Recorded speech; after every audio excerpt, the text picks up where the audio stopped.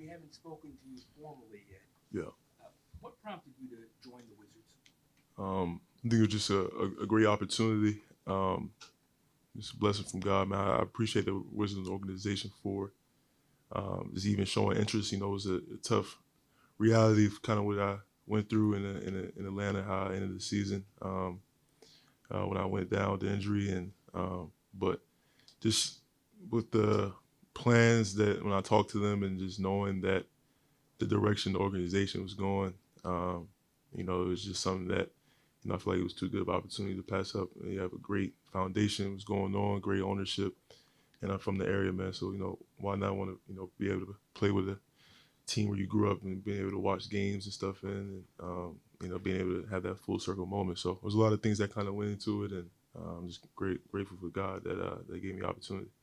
How much went into your decision that they were happy and excited to commit to you for not only 3 seasons, but one of those seasons where they knew that you wouldn't be able to play for at least maybe 3/4 of the season?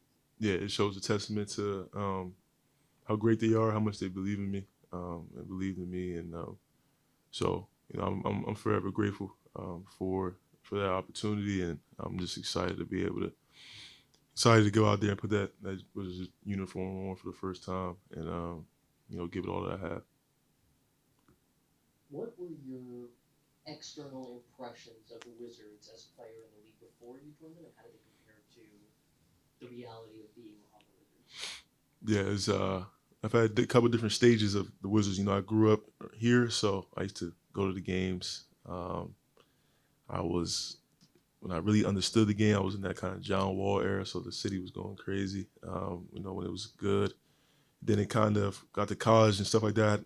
Wasn't the best perception or impression from the outside of the Wizards organization. Obviously, I wasn't in there as far as where the team was record-wise and being able to get back to the playoffs and things like that. So, being from here, I didn't, really hear too many great things of how it was going. But as I've got here, and even last year not being here, I saw the competitiveness, the fight, and then actually being here, knowing actually like the plan and kind of seeing how it's going, how the tide's kind of turning, and it's a great thing to be a part of, and I'm blessed to be a part of, even though I haven't played, but just being able to watch from the outside in, looking at these guys playing and grinding each and every day, looking at the front office and the coaching staff and the support staff. Like everyone's on the mission of being better, and it's all just in a positive momentum, a positive way. So it was great to see, and no matter what, the record doesn't reflect how great and positive it's been and where I could see it going. So, that's a great telltale sign.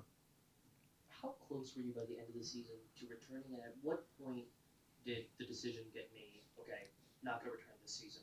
We'll get to 2026. Yeah, it was no timetable on my return. I know even people in my own family, wanted to know, but it was no specific timetable that I had or the organization had. It's just whenever I was healthy, whenever I was fully able to come, and I would say I'm healthy now, and if we had a playoff series, I'll be fighting it. We'd be playing. So it was just more of an organizational thing for me to just make sure I'm fully ready to be able to play, and commit and be on that uniform. So players often talk about how long rehabs can be isolating experiences. You're not always traveling with the team. You don't get to participate with the team in games, obviously. What was the experience like for you, and what did the team do to help you along? Yeah, everyone helped, from everyone in support staff, just really helped me kind of stay sane. Kind of, I'm everything. Basketball is such a big part of my life and always has been. So not playing, it was definitely tough as a competitor, but just being able to be around the guys, being able to try to help as much as I can. I only played for 4 years, but being able to use those 4 years of experience that I did, have to be able to help the first or second year guys that, you know, we're kind of trying to give them as much experience as I've had, trying to tell them things and kind of just be around the team and kind of just seeing how throughout the season, the years continue to get better, how guys continue to get better, and how the team is overall has gotten better, and the morale and everything has you know, led in a positive direction. So obviously it wasn't the result I wanted. I want to be able to play, but you know, just being able to see the improvements, man, is something that I'm grateful for, and being, you know, part of something bigger than myself. You talk about the process of staying sane during a long rehab. When was the moment when it felt really tough, and was there someone from the team, do you remember, that really helped you through those times? I think just everybody. I'm very reserved, more of a reserved guy. I have a lot of aspirations and goals for me in this league. So I think just everyone just being themselves. Nothing specific. I feel like everyone helped in more ways than they probably even thought. Just people just being themselves, like Chef being himself. You know, everyone just being who they are helps, because it just keeps the normalcy of it. You know, it wasn't really asking me about, you know, when you're gonna come back and stuff like that. It was just kind of just normal.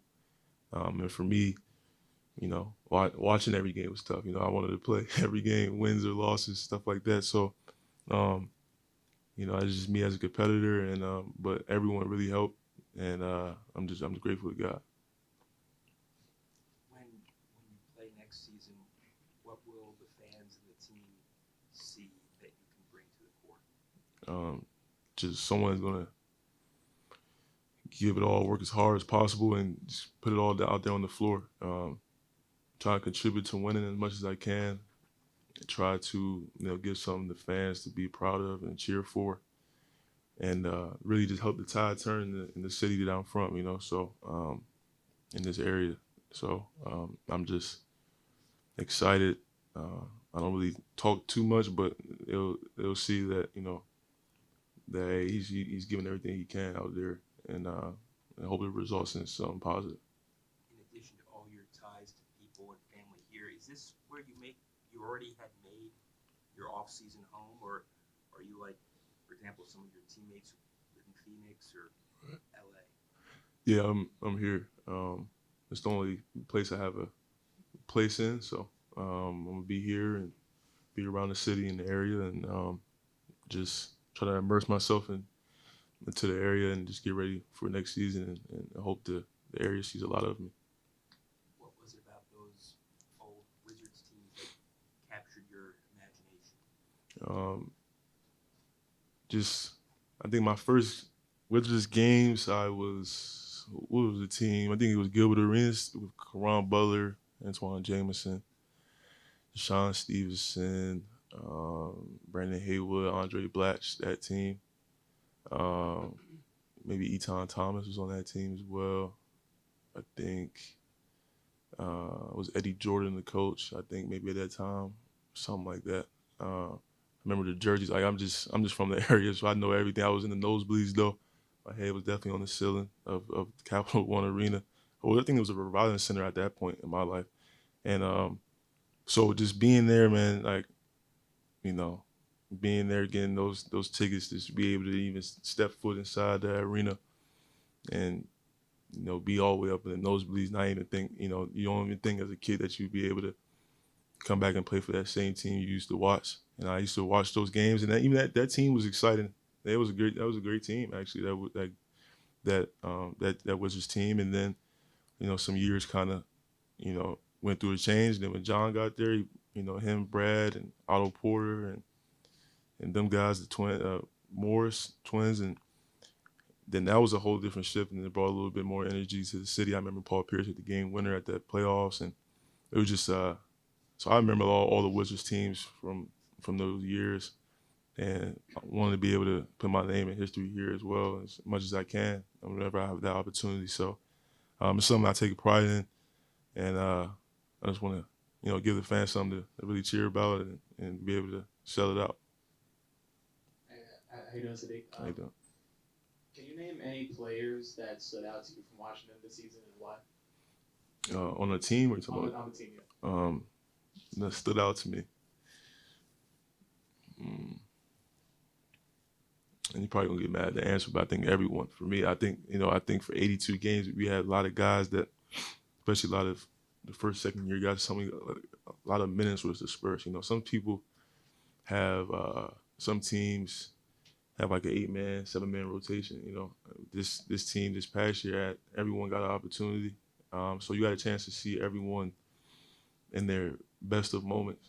So everyone had a great game at some point in the season. So being able to see everyone's great game stuck out to me, and I think everyone's morale, no matter the record, like I said, it wasn't a reflection of who this organization is. So it was just great. It was great to see everyone's best moments and be able to see the momentum turn in a great way, and especially how even to the last game. Did you get the chance to give advice to the young guys, even though you were rehabbing a lot? And if so, what were you able to tell them? Yeah, this more of a one-on-one guy pulling to the side maybe during the game or on practice, and just kind of just seeing what they see. And I know probably some of the feelings that they going through, or some of the reads or something that they may have not seen or trying to figure out. So just a little bit more technical stuff with just throughout the game, and just things that rookies go through and second-year guys go through, and just trying to give them my what stuff I went through, and give them that experience, and know that we'll be growing together. Their first, second year, it'll be my fourth, fifth year. So I actually plan. So it's good, man. And being able to talk to them and watch them improve throughout the season it was great to see. And what did you learn just about the game of basketball, just from sitting out for the year and watching? I knew I loved the game, but then there's a whole nother level of love and obsession I have over the game. I wanted to play so bad and be healthy and try to contribute as much as I can. So I just learned that I've always known this since I was a kid, but definitely just can't take the game for granted, and just be grateful to God for the years and the opportunities that you do have to play, to try to make the most of them, because you never know when that opportunity might be taken away from you, and so you really cherish those moments. Thanks. Appreciate it. Thanks. Oh, go ahead. Yes, you may. A decade ago, or even before that, Sidwell wasn't considered basketball hotbed. How much pride do you take in knowing that you helped it grow and where it is now? Yeah, it's something that, like you said, didn't expect, man. I'm just grateful to God for Eric Singletary giving me a chance to be able to play there. Like you said, it wasn't a hotbed at first. It wasn't a national powerhouse. I think the first pro we had, Josh was there first, Josh Hart, but then